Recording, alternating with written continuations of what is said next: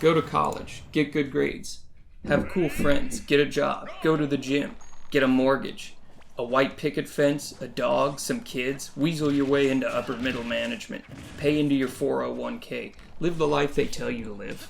Except the price of college has increased by 213%, and that accounts for the effects of inflation. You used to be able to pay for college on a part-time minimum wage job. Now you can't. The job you get depends on the connections you made in school, but what if you didn't get any connections because you were too busy paying for school or trying to avoid the party life in order to get good grades like they told you to? What then? Used to be you could pay for school. Used to be you could pay for a house on that 45K starting salary you could expect straight out of school. Used to be you could just hunt for your own food. Now you have to buy it from Whole Foods.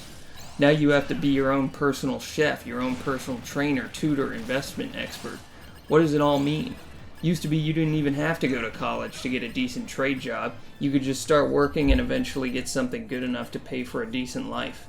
People have flocked to social media, so the average narcissistic supply of a good-looking person is now 100 times what it used to be, and the average self-esteem of an average-looking person is a fraction of what it would have been 30 years ago.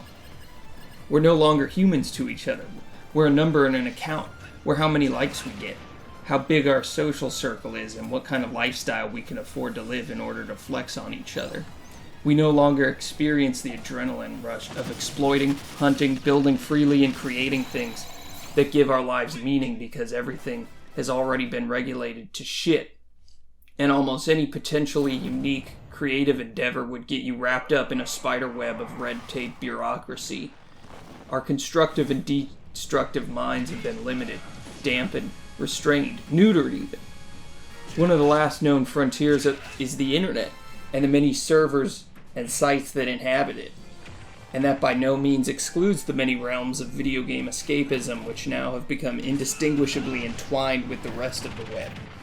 Multiplayer games and the communities that are based around them end up becoming microcosms of society, with there being cliques, celebrities, markets, black markets, and oftentimes different approaches to life within the game itself.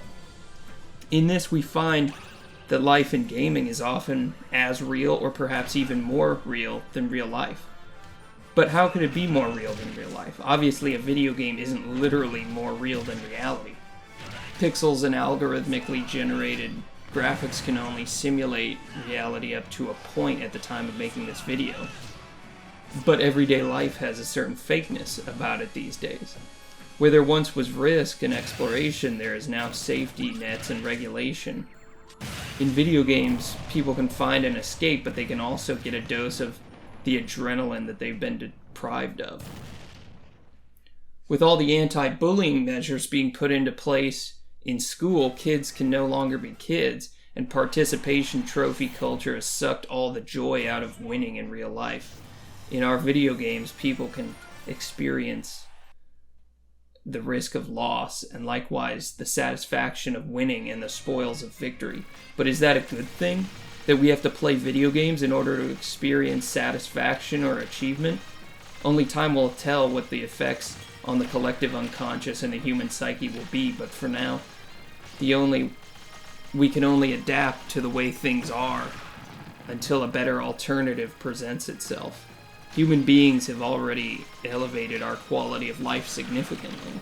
Let us not forget that until the 1800s, life expectancy was between 30 and 40. We've come a long way, and there have always been seemingly disastrous threats looming on the horizon, but we are an adaptable species. And more than anything, gamers exemplify this adaptability in the way we pick up new games, control schemes, and mechanics constantly. And that, I believe, is why people play video games.